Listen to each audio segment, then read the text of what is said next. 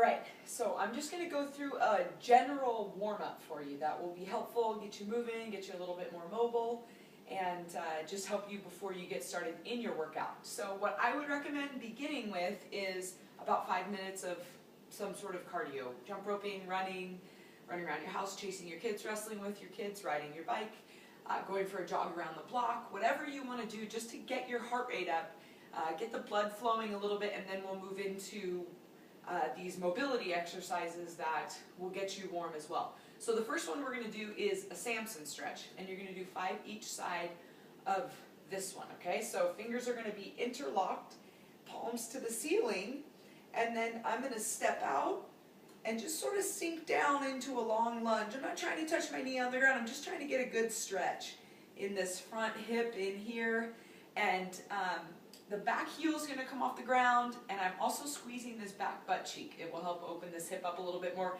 And as I'm up here, really driving my arms up to the ceiling. Okay, so you're going to do 5 each side of those. And then, okay, you will move into a big long sequence, okay? And what you're going to do here is you're going to link those fingers together again, palms to the ceiling. Going to stand up on your tippy toes. You can do that a couple times if you wanted to. Just get your calves warmed up a little bit. And then I'm going to bring my hands down to the floor, and I'm going to walk my hands out into the top of a push-up. And then I'm going to step one foot up, and I'm going to spend a couple seconds just opening up that hip a little bit. You can drive the knee out with the elbow. Whew, feels good. And then I'm going to step my other foot up, and then I'm going to drive that knee out. Okay, and then I'm going to come back and stand.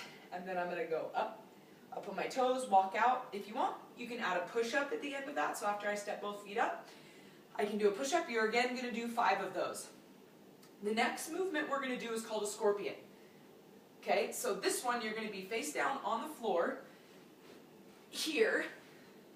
And what I want to do is reach my opposite heel up to my hand.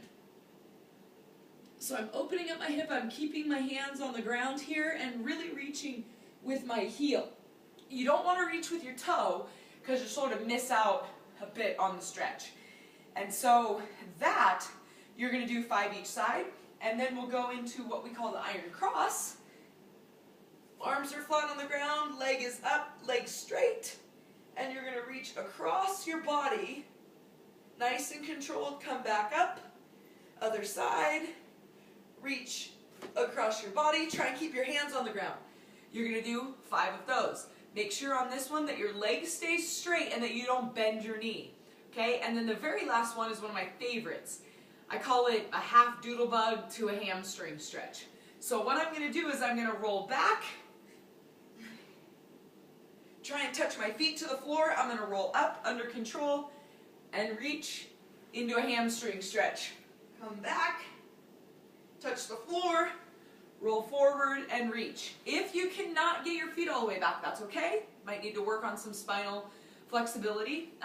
But you can also, if you find you're having trouble, you can also take your hands and put them on the back of your hips and help go back. If you're working out really early in the morning, you haven't been moving very much, this one's a little bit tough. But go through a sequence of those, 5 each. If it's on either side, make sure you get 5 each side. And that should be a great way to get you warmed up. And you can do this every day. I do it every day. My coach gave me this warm-up a long time ago, and I love it because it's very, very thorough. So enjoy.